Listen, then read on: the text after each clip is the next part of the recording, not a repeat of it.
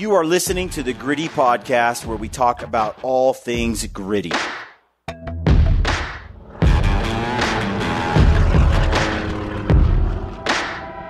right, folks, welcome to the Gritty Podcast. I'm Brian Call. We've got Brad Hunt behind the camera. Today, we're going to do a quick update on the cargo trailer camper conversion. I lived in this thing for about 4 weeks during elk season. And before I got out there, I made some minor improvements to the trailer. If you missed the last episode I did, it was 15 or 20 minutes where I kind of talked about insulating it and showed you the cubic mini wood stove as a heat source. Today, I'm just going to dive in. You can go back and check that podcast out. And we'll put a link like in the description field. But what we're going to do right now is go over what I quickly did to get electricity and power to this thing. It wasn't that tough, day's work, but what I did was I ran some LED lights, and I just got these lights off Amazon. They were cheap. They're just like trailer lights, and these are DC, so they run on DC power, and I got like 4 of these suckers. And they change spectrum by pushing this button like this, which is kind of nice. So you can get like a yellow, kind of a pink light or a blue light. And then you can dim these lights up or down. Okay. So I got these DC, they run on DC power lights, just like you would off a car battery or a marine battery or something like that.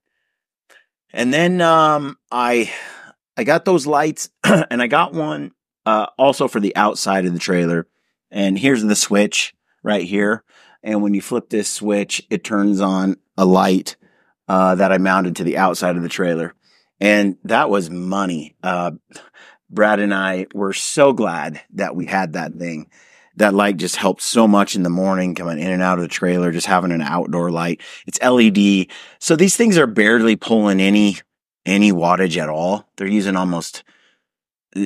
so little electricity.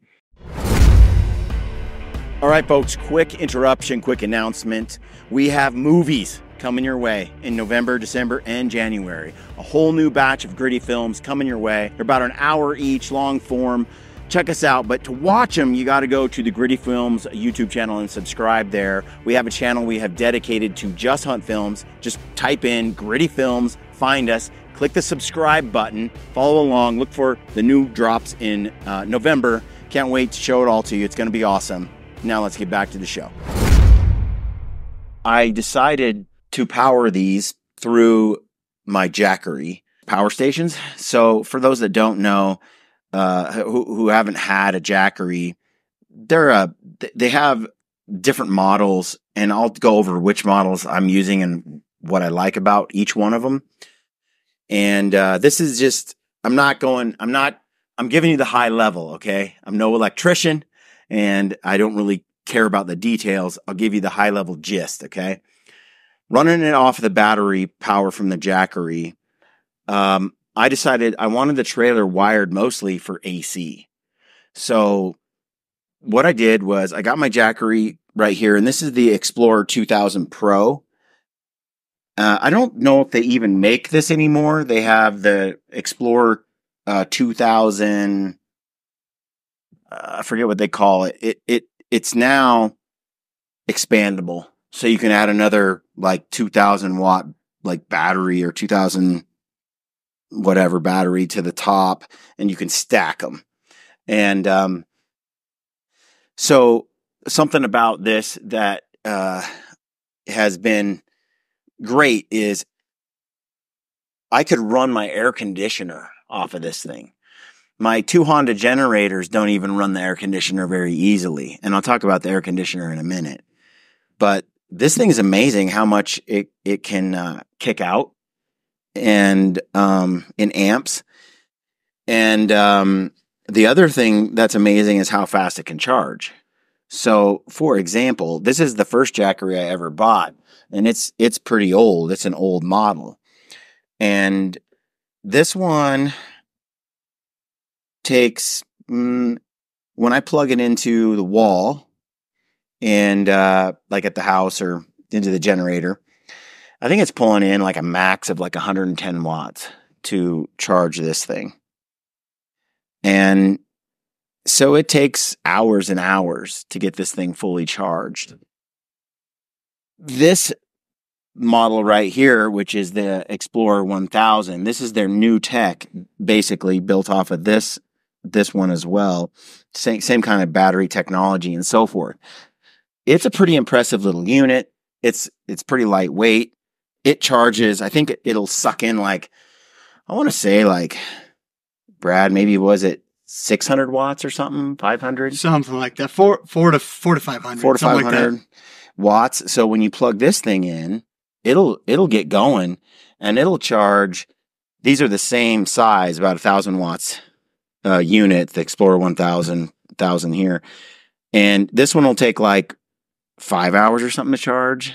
And this will take like, what, like an hour and a half? Yeah, hour to two. This thing, this beast will pull in like... It's like 700 to 800 watts, I think. Yeah, but it'll jump up to 1,200 watts sometimes. Yeah. It charges fast. So high level, I can run this thing down and it'll pretty much run my trailer for 2 to 3 days of pretty constant use.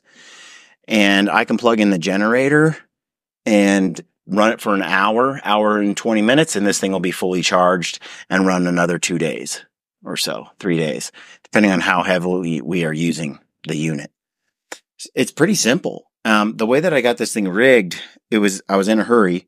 So I got this 120 volt cord coming out of the Jackery, and it plugs into my trailer right here. And then this runs into this breaker box, and this breaker runs all the outlets that are inside the trailer. So right over here, I've got these outlets right here. I've got a few more over there. I basically just ran them behind the wall. I pulled the wood off the wall, and then I just ran the wires around and wired up these boxes.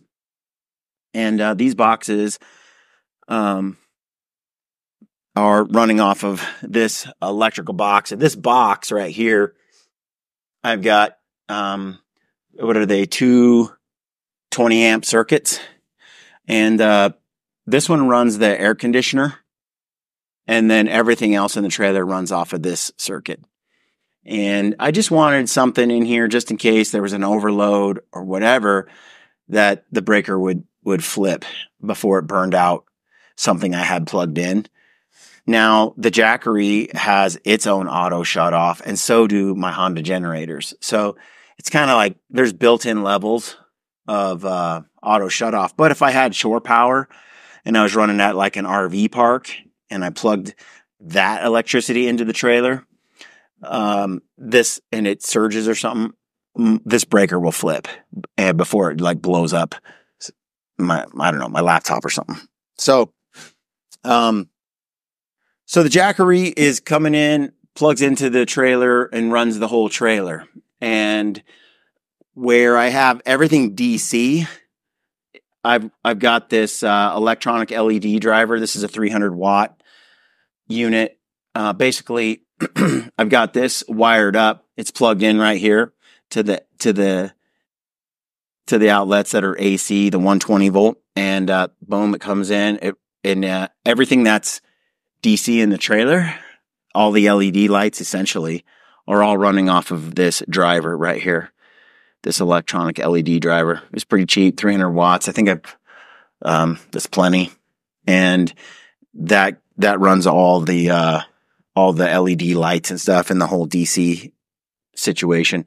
So I got that. And later, like let's say I don't want to run on battery.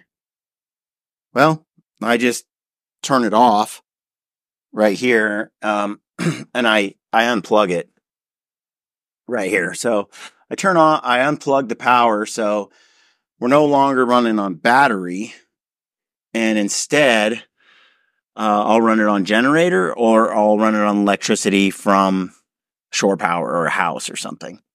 And the way that that works is like this. I've got this 30 amp plug here, a cable, and I'll show you. I put a outlet on the outside of the trailer. So on the back of the trailer here, I've got a 30 amp setup. I can plug it in right here, and then I basically run this to the generator, or I run it to shore power at an RV shop place or a park or something like that. And then the whole trailer is now running off of external power and instead of the battery. So while I've got my generator running, charging the trailer, or I'm using shore power, I got power from an extension cord running from my house or garage. That's my chance to recharge my Jackeries. So that's where I got my Jackery cable here, and I'm running the trailer off of the generator outside, and while that generator or shore power is going, I just come along here and just plug in the Jackery, and like I said, it'll probably charge this in like an hour and a half. And then Brad and I would just, once it was fully charged, we'd turn off the generator, and I would just plug the power back into the trailer, and we'd be back on the battery for the trailer. So, a typical RV, this would all be built in. You'd have it set up so that, you don't have to manually unplug the power here. And when you have external power going, it'll automatically charge your battery system. But I just didn't care. This is just like a homemade job that I'm just trying to, we just use for camping, and made it pretty simple. Later, I'll probably go and make the system more official. But right now, I'm impressed with this Jackery and how easy it is to use, how fast it will charge.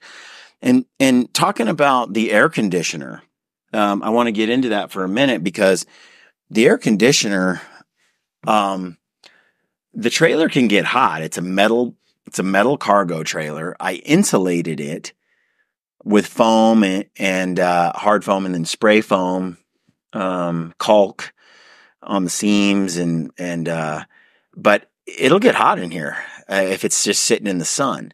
And it was really miserable when it was like 90 degrees outside and like 110 inside the trailer plus. So I wanted to put a little air conditioner in here. Now, my brother-in-law, Travis, he runs a mini split on his trailer, but it's not really built for travel or for trailers. It's built to go on an apartment or something.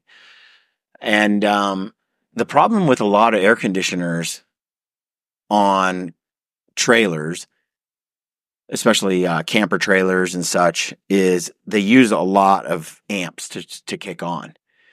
And once they're on, they don't suck that much power sometimes, too much, so at least the newer ones, but the kick on is bad. So I searched, and I found this unit called the Furrion Chill, and it's just a drop-in unit in the roof, real simple, and it's got this mini split technology built into this unit. So it's more of a sort of a mini split AC hybrid, I think, as I understand it.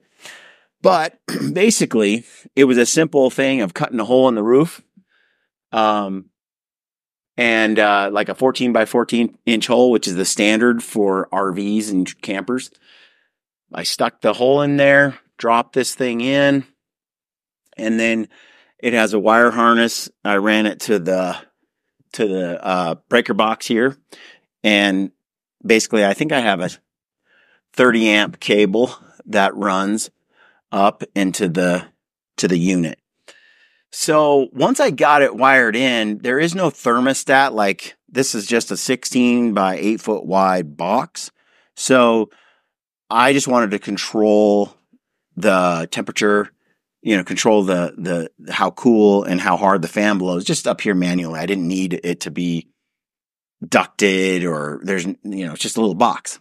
So I threw it in, kept it simple. I got the one that doesn't have a thermostat or anything, just other than what's built in right here. And Yeah, it's just got a controller box. I think is what they call it, like the controller box unit. So I got this one, put it in, and turned out it worked great until you put this cover on it. And this cover is like just to make it look nice.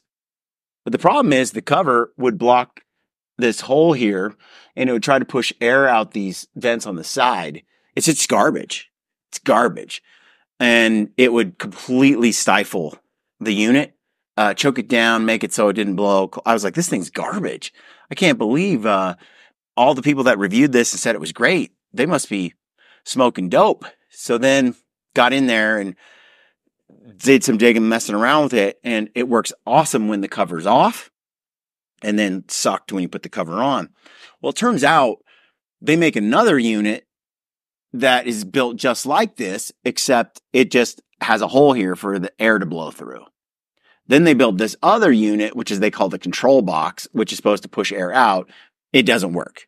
Anyway, I could have ordered the new vent for it, and maybe I will down the road, but this is a redneck gritty trailer. So I don't care. So I just took a little saw and I cut a hole out of this where the air blows. And now when you turn it on, you're just getting blasted with just piles of like hurricane level wind. Arctic air. And it's cold, super cold. And this box will cool off in a matter of minutes. So that's great because it actually works. The only thing I've run into is sometimes if it's not very cold outside or very hot outside and you turn this thing on to like super cold right away and it's kind of mediocre, like it's just humid but not hot, it'll freeze. Like a lot of air conditioners will. In your house, for example, people will. You know, it won't be that hot outside. I don't know why exactly, but it'll freeze the condenser and then no air will come through and it won't be cold. So you got to turn it off, let it unthaw. But when it's like hot and you turn this thing on and just let it rock, it's incredible. When it's, 75 outside and you turn it on, and you just turn it to max cool, it'll kind of create the perfect storm of where it'll freeze up. So you what I found in those conditions is I just keep it on the fan mostly because it's not that hot outside. I'll just turn the fan on and I might turn it on the lowest cool setting. So maybe I set it for 70 or something. Then it doesn't freeze. And then I can eke it up to like, once it's going like to 68 or 67 degrees and it'll start blowing out cooler and cooler air and it works just fine. But really the only trouble I've had is when it's not really that hot outside. And then instead of using it as an air conditioner, I just use it as a ceiling fan and it just sucks in the air from outside and cools the place pretty good. And the other thing I do is I just plug in a little box fan that I bought at Costco, just a little tilt one. Throw that thing in here, turn this fan on, and you're good. And you're not using near the amount of amps you need to run the AC unit. Just use it as a ceiling fan. And when it's nice outside, just opening up the big door and the little door, you get a ton of airflow in here. The only downside is we were getting a bunch of flies. We were where there was a lot of cows, and the temperature was just such that you were inundated with thousands of flies, horse flies and stuff. So, but you turn the fan on and it's blowing on you while taking a nap on the bunk, and the wind, it kept the bugs off you, no problem. It was nice. But, another thing I ran into with the AC unit was getting it to turn on. And, I have this, I got two generators here. I've got this Honda KUIU 2200 and it has the built-in 30 amp plug here going in. It runs into the trailer, okay? And then I have this old, like from 2015, I think, 2000. And what I did is I thought that this thing, it says 30 amps, and this thing I think surges to 17 amps maybe when it tries to turn on. And then it drops back down. And the Honda should do the job, but it doesn't. And I think it's because even though it's a 30 amp plug, I think it maxes at 15 amps. out the plug. So even though it's a receptacle, because what it does is it causes the generator to kick off. And then it's not enough to fire up the AC unit. About every 8th time it'll work. Like it'll like crank and get there. But that is not, that's not how you want to run it. So if you take these two generators and you run them in parallel, so I've got these things hooked up, so I got them both running at the same time. If I fire up this unit and this unit, and you don't want to run them on eco mode, they're both shut off and just running in regular mode. Eco mode, as I understand it, I think it cuts the output in half, something like that, uses way less electricity. And I believe it ramps up or down based on the needs of the draw, of the electricity being drawn. Something to that effect, which works great as long as you're not making it work that hard. Then it just sort of sips gasoline and just uses what it needs. Well, to get the AC turned on, I got to turn them both on. I make sure my breaker's flipped that runs the AC unit. I just turn it on. And it kicks on like it's plugged into shore power or the house. It doesn't even struggle, nothing. It kicks on instantly and you got the AC rocking. And then I can actually go outside. After like 5 minutes, I can go outside and turn these generators onto eco mode. And they'll run this AC unit in eco mode once it's going. Once it's kind of going. It's just the peak amp draw is too high. It's too high to start it. Yep. And I can actually run the AC. Once it's started, I can run it on one generator on eco mode, but sometimes it'll if I turn the cool too high, it's too much for one generator. Gone too much. So if I turn them both on eco mode, I can pretty much crank it all the way once it's been up and running. But I have found that I actually like just leaving them on normal mode. In parallel, if I'm running the AC unit, it seems to run for half a day or longer.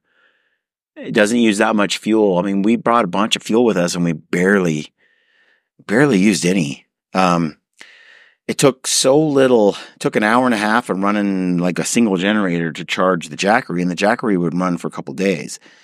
Like I said, I can run the AC unit off the Jackery. That's an interesting thing, is it will start off of the battery, but it wouldn't start off of a single generator. But it'll suck that battery dry quick, running the AC on it, but you can run the generators. Anyway, I don't know all the amps and all I know is AC unit's money. Love it. Don't use this face control box. Get the other one that has the vent, the hole where the fan blows. The whole point, I think, was they didn't want it to just blow straight down. They wanted to have the air blow each way, but it's not, it just chokes it down too much. You're mostly choking. It's like a tailpipe that's just shrunk and the engine can't breathe. So you just gotta get the other face for this. When you run the AC unit, if you're running these Honda generators, you need to run them in parallel, non-eco mode. And when I run that, I can charge my Jackeries in at least the giant one in an hour and a half. I found myself not using these other two generators or these other two Jackeries. They take too long, Brad, to charge. Hey folks, if you like the show and you want to support us, go check out the latest hats and shirts we've got on the Gritty shop. Just go to briancall.com, click shop, and you'll find the latest stuff. My favorite shirt right now is the Some Men Can, Some Men Can't barbell tee. We also have It's Just Work. We've got a couple other designs like the Gritty Elk Sunset tee, which I really like. We got sweatshirts, we got hats. Go over there, check it out, shop. We appreciate you. Thanks for tuning in. Now let's get back to the show. Yeah, and so what we ended up doing was mostly running like this old 1000 just to power our phones, our battery packs, charge batteries on the camera. Yeah, we used it as just a giant like dark energy. Mm-hmm. And we just kept it over by the bunks, and then we could just plug in anything USB. We charge our stereo pins, our headlamps, our phones, ear pods, like just all that kind of stuff. We just would run it over there. And then the Jackery, we didn't even use the middle one. I mean, it rode around in the side-by-side actually, just in case. In case we ended up staying out on the night in the canvas cutters or something. Mm-hmm. And what we ended up doing was solely running this big Jackery 2000 Pro, and it would run the trailer for a few days, maybe 3 days, and then we would unplug it. Now, what was it running for 2 to 3 days? If you're asking that question, basically it ran these outlets, and on those outlets, I got a couple outlets outside as well, and those are, I just basically put 2 outlets right here on the exterior of the trailer. And we had a Traeger grill, the Ranger, right? Which I freaking love that Ranger. It's new, it's portable. We would basically, we're all carnivore. So we would smoke breakfast, lunch, and dinner in the Traeger. There was no mess. It was outside. You just throw a steak or some burger or something in there, smoke it. The Traeger would run off of the Jackery. And then the other thing we had going was Starlink. We had our Starlink running the whole time. The Starlink would pull between 50 and 70 watts. Sometimes it might drop below 50 a little bit, but it's a continual pull of 50 to 70 watts while we're surfing the internet and having full connection. You got the Ranger pulling watts to run the auger and the fan on the Traeger grill. So when it's cooking, it's pulling wattage. We have the LED lights, both the external and internal lights running. And I want to say, Brad, our consumption was under 200 watts on a continual basis for the most part. And we would run that consumption for hours a day, morning, afternoon, evening. We'll run the fans and even the ceiling fan, the AC unit, but with the AC turned off, just using it as a fan. And it lasts a few days. And then when the power was getting low on the Jackery, we would just plug in we'd just turn on the generator, and we'd get that Jackery recharged in an hour and a half, maybe, and we were good for another couple of days. It wasn't that hot, so we didn't run the AC unit that often, only like 3 times. But the days we did run it, I ran it before Brad got there because he got there like 10 days after, and it was. But when I got there, it was like August 17th, 18th, 19th, and it was still pretty warm on some days. So the AC was money. I can see come, next year, I was at the Western Hunting Summit with Lampers, and to have the AC being able to run inside is just so nice. It's such a torture box otherwise in the hot weather. We don't do a lot in hot weather, but I might now, because I've got it. So the Starlink was amazing. The Traeger grill, the Ranger was great. The Jackery 2000, great. The Honda generators in parallel, great. The Centurion Chill, I think that's what it's called. Not Centurion, Furion Chill AC, mini split unit. It's great. There's something else that we did that was kind of an upgrade to the trailer. I'm going to cover that in another episode. So tune into that. Basically, heat.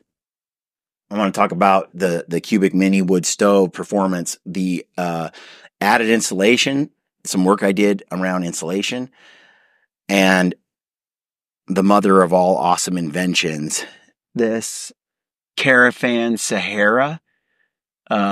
Basically, it is a dust reduction system. Especially a homemade cargo trailer camper conversion.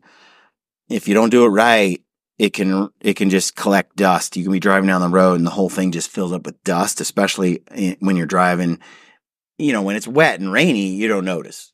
But when it's June, July, and August, and it's just dust city, and you're driving for an hour and a half down a dusty road, and then you get inside the trailer and everything is coated in a quarter inch of dust. It's maddening. So how do you deal with that? Well, I got a system installed that basically makes it so the thing is dust free. It eliminates all dust. No dust got inside. So I'm going to talk about that on the next podcast episode. But if you got questions, put them in the description field of the video. We try to respond as much as we can there, and then everybody can see the answers, questions in that public space. So if you got something you want to add or got some questions, go in there. But I hope this high level kind of explanation of what we've done was helpful. Let us know. Thanks for tuning in. Stay gritty.